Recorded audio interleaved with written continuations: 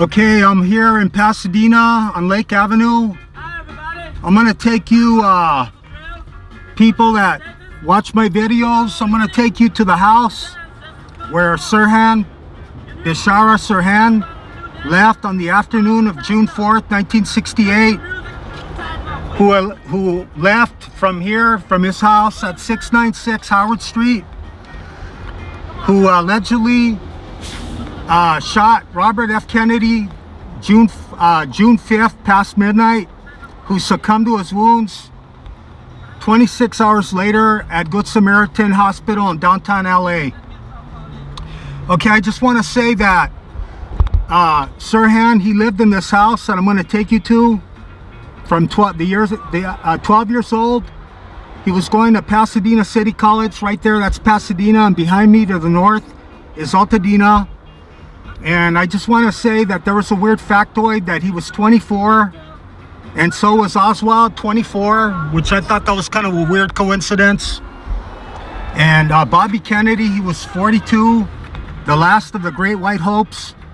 He appealed to American Catholics, mostly American blacks and American Hispanics. And under his U.S. attorney watch, under his brother John F. Kennedy and Lyndon Johnson, he oversaw an 800% decrease in crime nationwide, what with him going after the mob and all the organized crime in this country. Okay, he had just won the California primary that night of June 5th, and apparently he got shot. And I say apparently and allegedly, even though Sirhan was convicted of a crime. He said later, after he admitted it, he said later on, he said he didn't ever remember shooting Bobby Kennedy, even though he admitted shooting him. They said right after, and they said the people next to him, they said he was in a deep trance. He looked like he was his eyes were glazed over. And another weird factoid about that time, Robert Kennedy and his family stayed at the house of John Frankenheimer, the director in Malibu, the day before, which is kind of weird because he's the one that directed The Manchurian Candidate.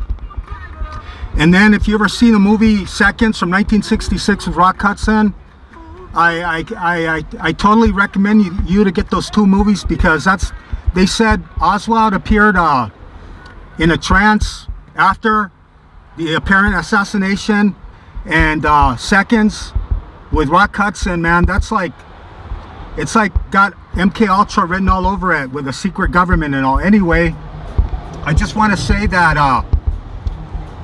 I said alleged because they said he had a 22 caliber Iver Johnson cadet revolver without 8 rounds.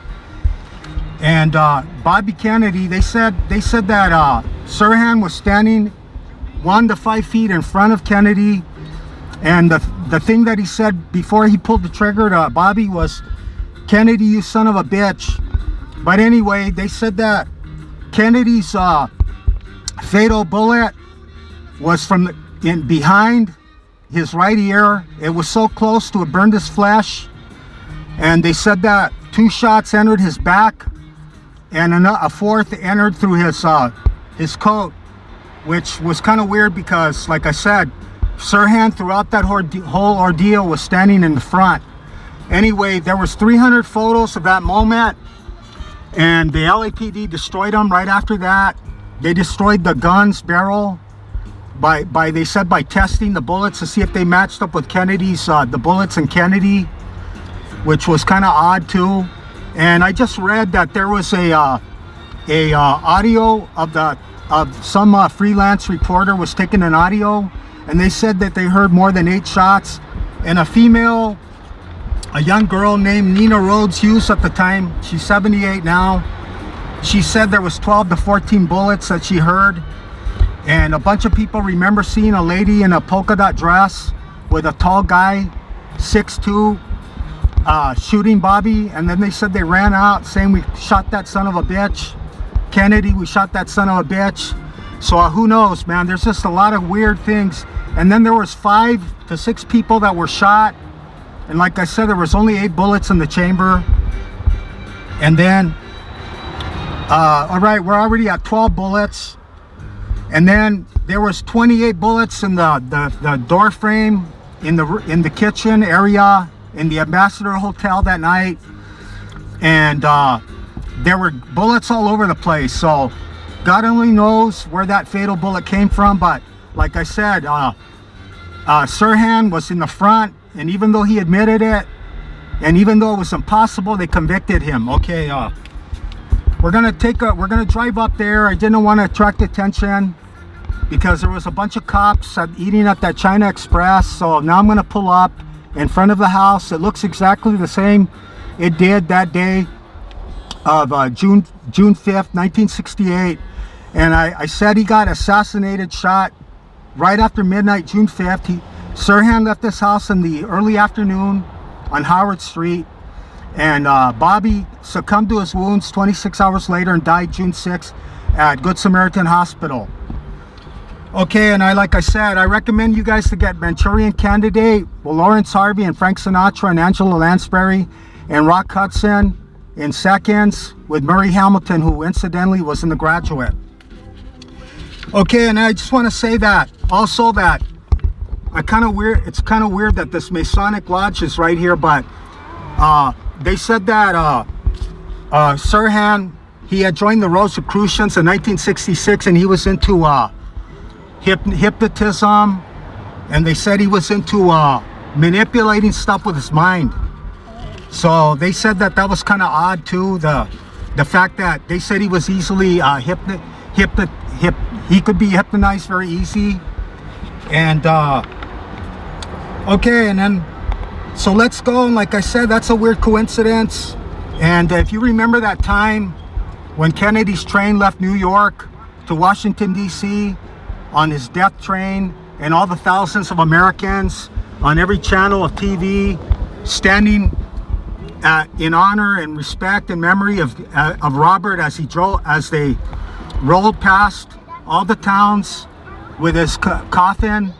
And that was very, very somber and sad. And it was just, and I want to say that the world at that time, if you weren't alive, it felt like the world was coming to an end. What was civil war and revolution in this country? What were the 300 young men dying every day in Vietnam, the bloodbath, the amputations. And I was a kid in Norwalk, and we were walking past John Glenn High School, and those 16 and 17-year-olds throwing rocks at the cops with their long hair and beards, and the cops were beating the shit out of those young men. They didn't want to get drafted and go fight and get amputated legs. And all the young girls, I guess they were mad too, because obviously their brothers were getting drafted and killed. And then Martin Luther King being assassinated, Hispanics rioting, the blacks, the students in Berkeley and all the universities. It felt like the world was coming to an end, at least in the United States. But even in Paris and France and all over Europe, there was nothing but student riots. The world was coming to an end, you know. And I just want to say it's kind of like weird and ironic that Dennis Hopper and Peter Fonda started filming Easy Rider February 22nd and ended it, I think, the day that Bobby Kennedy got killed. So what with the ending from Easy Rider, you know, Billy, we blew it. I thought that was kind of like poetic license there. I don't know what with them ending the film of the death of a counterculture and the death of Bobby Kennedy, the Great White Hope. And one more incidental, I started this video with Archie Bell and the Drells, Tighten Up, because that was the #1 hit that day. So let's go, and let me start up my engine. I'm gonna start from this angle because it's gonna be a lot easier to make a right. The other way I was making a left, and then like I said, those cops were there in that corner. I didn't have my seatbelt, so we're gonna come up, and remember the address is 696 Howard Street. So here it is at the China Express and Lake Avenue in Pasadena. Okay, the house, I guess the house that changed American history, if not world history. And like I said, alleged, even though he was convicted, he says he doesn't remember.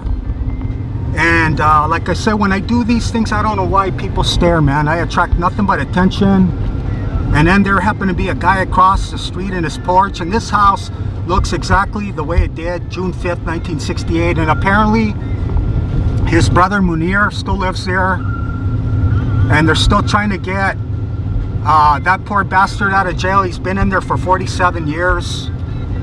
And like I said, man, if there was any person that was quite capable of being easily hypnotized, it was this guy. 24, the same age as Oswald. Weird. So here it is. It's a house with a flag. And here it is. There it is.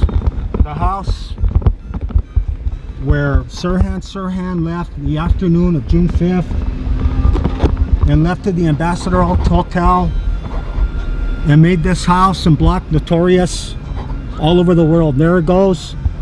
That's the house that changed American, if not world history. Okay, thank you for taking this ride down the time capsule of 1968. Okay, goodbye.